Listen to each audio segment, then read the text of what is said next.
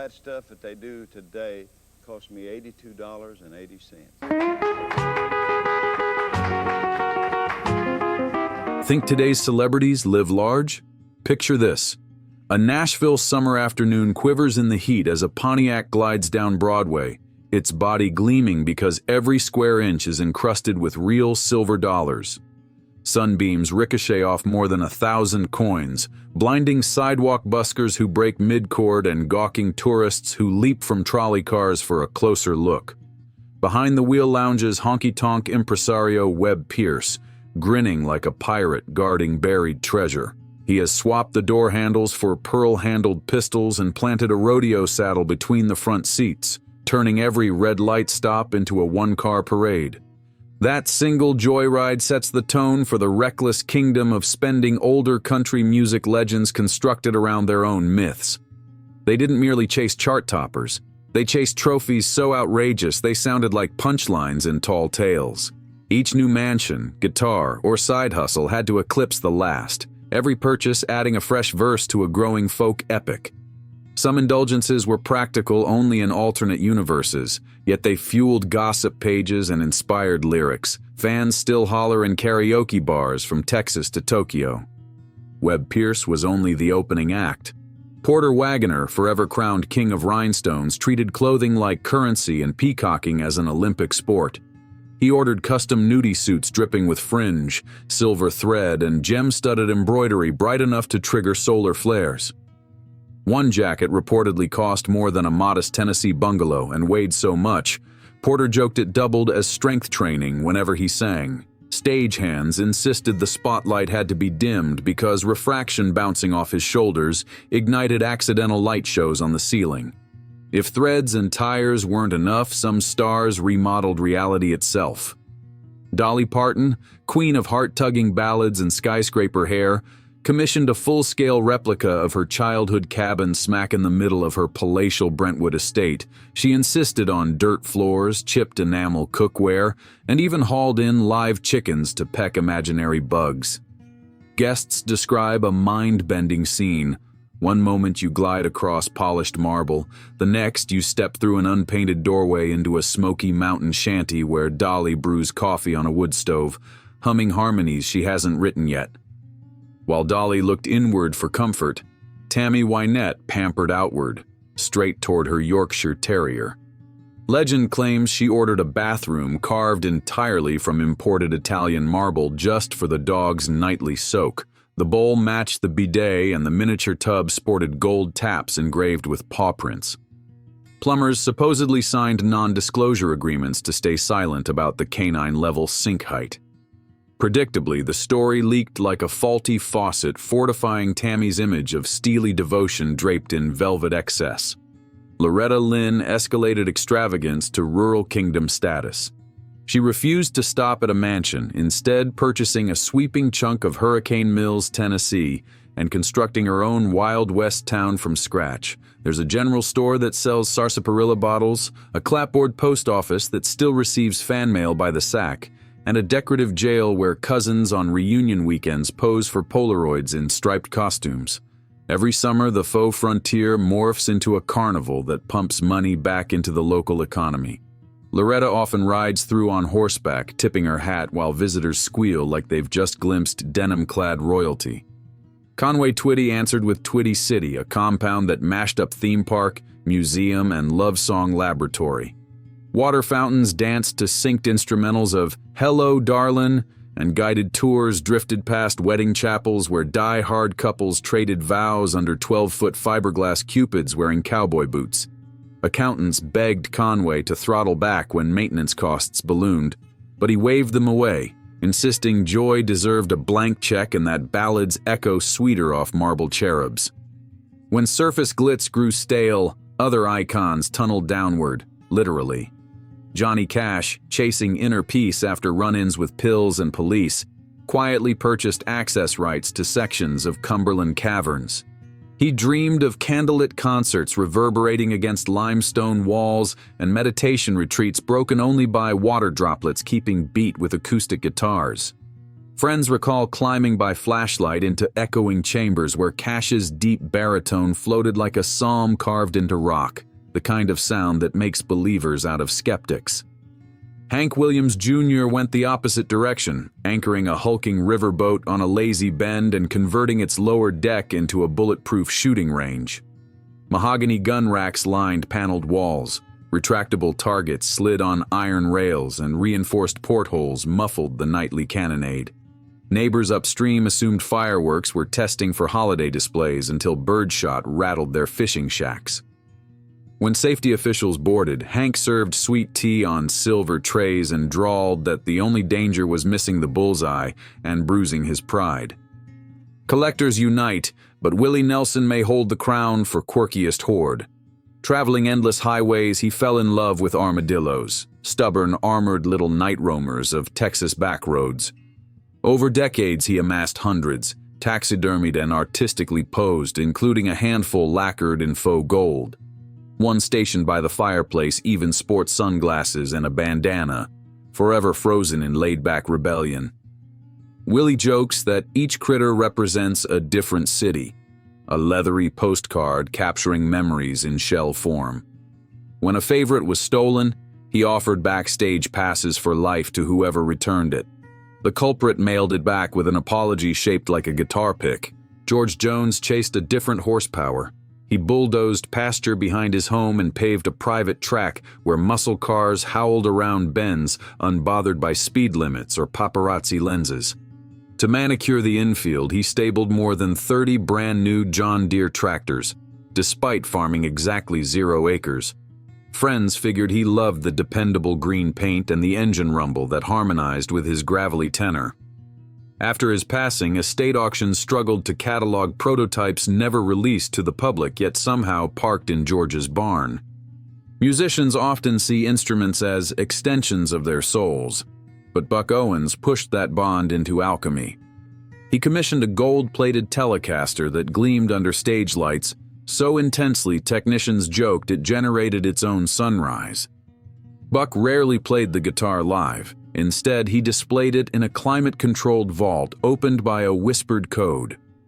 Visitors wore cotton gloves to touch the fretboard, claiming the strings vibrated warmer as if the metal itself remembered every Bakersfield riff. Patsy Cline pursued elegance through aroma. She installed a perfume fountain that sprayed imported French mist into her dressing room, ensuring each rehearsal felt like Paris in springtime. The device resembled a crystalline bird bath propped on bronze cherubs. Crew members griped that the fragrance clung to cables for weeks, so they smelled like couture while wrestling amps across fairgrounds. Patsy just smiled, saying, "Romance is rocket fuel for vocal cords, and romance always takes top billing." Some whims transformed bedrooms into carnival rides. Faron Young installed a circular bed upholstered in scarlet velvet that rotated beneath a mirrored ceiling. Motors hummed softly, matching the slow whirl of jukebox favorites. Friends joked that if Faron cranked the speed, it would fling guests into closet doors like rogue rodeo riders. But he simply grinned and said, "Life is motion, so enjoy the spin." Barbara Mandrell merged glamour with grit by excavating a full shooting bunker beneath her mansion's formal parlor. Guests spiraled down velvet-draped stairs into a sleek lane lined with neon targets and bathed in filtered air that whisked away smoke before it marred sequin gowns. After emptying a magazine, Barbara would re-emerge upstairs, still in evening wear, cheeks flushed, shrugging off questions about the juxtaposition of pearl earrings and spent casings. Mel Tillis expanded hospitality to species most Tennesseans only saw in picture books. On rolling pasture land, he founded Tillis Safari, importing zebras, camels, and a moody llama that reportedly spat on anyone singing off-key. Neighborhood kids traded bicycle rides for glimpses of striped foals sprinting past mailboxes. Nights echoed with brays unfamiliar to southern crickets, turning ordinary campfire sing-alongs into accidental world music collaborations. When Willie's armadillo army overflowed the den, he refurbished an aging tour bus, christened it the Dillodrome, and hit the road. Neon signage shaped like a grinning critter topped the windshield, and each specimen reclined on velvet cushions behind plexiglass. Highway patrol officers pulled him over just to snap photos. Willie obliged, inviting them aboard for stories that meandered between folklore and road-tested philosophy. Even Buck's golden tele eventually craved a new verse. After decades on display, it returned to the studio for a charity single that raised thousands for flood relief, proving a guitar can still sing even when it weighs like bullion. Engineers swore the take shimmered with extra resonance, as though the metal body turned sympathetic vibrations into liquid sunshine. Audience fascination never waned. Tabloids flashed aerial shots of Conway's fountains. Bloggers reverse-engineered the exact perfume blend drifting from Patsy's fountain. And rumor mills swore Tammy's canine spa featured a doggy chandelier, a detail she neither confirmed nor denied. Radio DJs traded late-night ghost stories about phantom engine roars near Georgia's abandoned track. Every headline fanned the flame of mythology, and the artists leaned in, understanding that spectacle sells tickets faster than any sponsored post ever will. Modern stars still indulge, but 24-hour social media drains mystique in minutes. Back then, rumors simmered, exaggerations fermented, and by the time glossy magazines verified the truth, tales had grown horns. That slow-burn storytelling forged legends resilient enough to outlast shifting genres and streaming algorithms. Even teenagers who discover classics through short-form clips can picture a silver-dollar car or a miniature marble spa built for a pampered terrier. Pilgrims still queue outside Twitty City's crumbling gates, snapping selfies beside weather-worn cherubs. Families detour through Hurricane Mills to slurp root beer with Loretta's portrait on the label. Guitar nerds debate whether gold plating adds warmth or steals sustain from Buck's tele. The arguments pulse through podcasts, grad school theses, and midnight jam sessions, keeping the legends elastic. One artifact remains literally on the road. Webb Pierce's silver-dollar Pontiac spent years languishing in barns, endured botched paint jobs, then found salvation with a devoted collector who restored every coin, every pistol grip, every saddle stitch. Today it tours auto shows behind velvet ropes, dazzles drone cameras, and still smells faintly of vintage leather and high-octane swagger. Mechanics confess polishing each coin takes days, and the saddle squeaks under the weight of curious kids dreaming of honky-tonk glory. Before we ride off into that sunset, consider two bonus splurges that slipped beneath most radars yet deserve their own chorus. First up, rockabilly rebel Jerry Lee Lewis supposedly purchased a baby grand piano plated in chrome and placed it beside his swimming pool, not inside a studio. Sunlight bounced off the lid so fiercely neighbors claimed it summoned gulls despite living hundreds of miles from the coast. Jerry Lee would cannonball into the deep end, clamber out, and pound the reflective keys with water still dripping from his sleeves. Second, during a caffeine-fueled burst of inspiration, Chris Christopherson allegedly bought an entire billboard outside Hollywood just to scrawl a single lyric across it, then rented a helicopter so he could hover at eye level and decide whether the line felt as monumental as it sounded in his notebook. Passers-by thought it was avant-garde advertising, never realizing they were witnessing a songwriter test-driving poetry on a canvas taller than a tour bus. With hard currency and pistol-grip door handles, those pioneers proved a hit song could bankroll fantasies so vivid that reality simply played along. They pushed comfort, taste, and sometimes practicality to the brink, yet the very excess that made critics howl gave fans something physical to believe in. When you can't feel the vibration of a vinyl groove or smell the beer-soaked floor of a honky-tonk, a silver-dollar hood ornament or a perfume-spraying fountain becomes the next best bridge to a mythic past. Because here's the secret. Country music has never been just sound. It's campfire story, traveling circus, open diary, and high-stakes poker game where the chips are Cadillacs, chapel-filled compounds, and chrome pianos left to weather Tennessee storms. Each outrageous buy whispered, "If I can dream this big, maybe so can you." In that sense, the Marble Dog Spa was as motivational as any backstage pep talk. Proof that a voice and a dream can conjure an empire where even pampered terriers bathe in imported luxury. Of course, those empires weren't all roses and rhinestones. Taxes ballooned, payrolls exploded, and midnight crews raced to patch leaking roofs over mini museums no policy could fully cover. Some monuments crumbled, others sold at auction for pennies on the dollar, yet the stories outlived the buildings. Legends thrive on what might have been as much as on what stood in brick and steel, and fans happily fill gaps with imagination. That back and forth becomes the genre's own currency, one you can't polish, but you can certainly spend. Here's your backstage pass to tomorrow. Watch estate sales, courthouse notices, and weedy fields, because relics of this era still surface like forgotten B-sides. Maybe a kid mowing grass will spot a glint and uncover one of Porter's missing rhinestone cufflinks. Maybe a renovation crew will pry open a boarded window and find Tammy's marble tub, intact and waiting for Act 2 as a roadside centerpiece. Until then, raise a root beer in Loretta's store to fearless extravagance.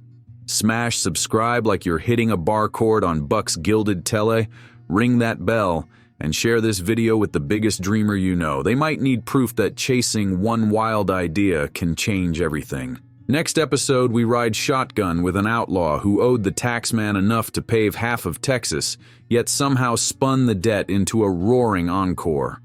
The receipts are nuts, the grin unbeatable, and the lesson is simple: broke isn't beaten if you still have a song left. Until that curtain lifts, keep your boots dusty, your stories louder than cynics. And remember, in country music, the line between ridiculous and revolutionary is just one genius impulse purchase away.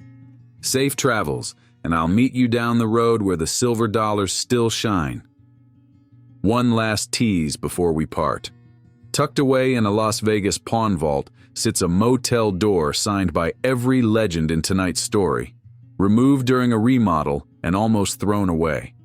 The owner swears it sings when the hinges rattle, as though the wood itself memorized every backstage secret ever whispered under neon at midnight. Now, before you click away, imagine the camera pulling back from that pawn shop motel door and drifting skyward, over a quilt of neon signs, rusted billboards, and lonesome interstates that once carried these legends from one sold-out dance hall to the next. Hover there a moment. You can almost hear distant steel guitar licks wafting through warm night air, stitched together with crowd cheers and the soft hiss of a vinyl record spinning somewhere on an open windowsill. History, it turns out, is never silent. It keeps humming in the key of whatever dream once dared to be louder than logic. We live in an age of instant streams and disposable trends, but the relics we just toured prove that true personality refuses to be compressed into scraps of digital vapor. A silver dollar bumper glints more defiantly than any filtered selfie. A marble bathtub built for a terrier sneers at minimalist design boards. A gold-plated Telecaster laughs in the face of algorithmic playlists. These objects matter because they are stubborn proof that music can be tactile, eccentric, and gloriously unmanageable. Exactly the way a living heartbeat should be. So here's an invitation. The next time you stand in front of something ordinary, a street lamp, a parking meter, a chipped coffee cup, pause and picture how a runaway dreamer might upgrade it. Could the meter be fitted with rhinestone slots that play honky-tonk jingles every time someone drops a quarter? Could that cup sprout a tiny fountain, misting espresso aroma the way Patsy's dressing room misted perfume? Fantastical, maybe, but every headline we covered tonight began as an idea too silly for polite company. That dare is the pulse of country music, and if you've listened this far, it's thrumming inside you too. Keep it loud. Collect something ridiculous, paint something brighter than the rules allow, and when skeptics raise eyebrows, just grin like Webb Pierce slowing his silver chariot at a downtown red light, confident that a parade of one is still a parade worth making noise for. Because somewhere down the road, decades from now, someone you'll never meet might trace a fingertip across your outrageous creation, smile, and feel the surge of possibility we felt tonight. Legends start with daring gestures. Go make one before the lights flip to closing time.